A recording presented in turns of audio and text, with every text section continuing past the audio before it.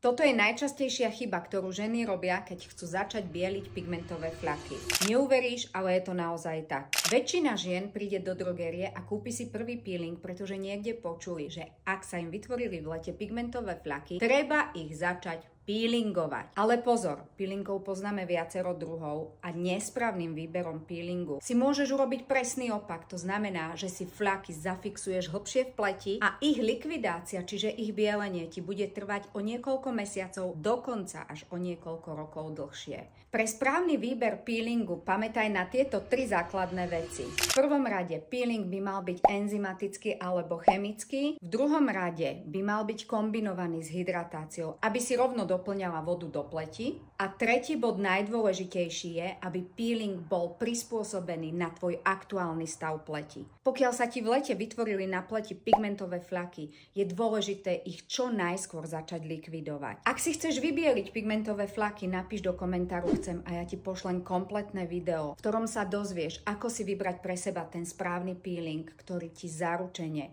pleť nepoškodí, ale naopak zvýši ti šancu a urýchli ti bielenie fľakov. A nezabudni zanechať follow na tomto profile, inak je veľmi pravdepodobné, že moje videá sa na tvojej For You page už nikdy nezobrazia.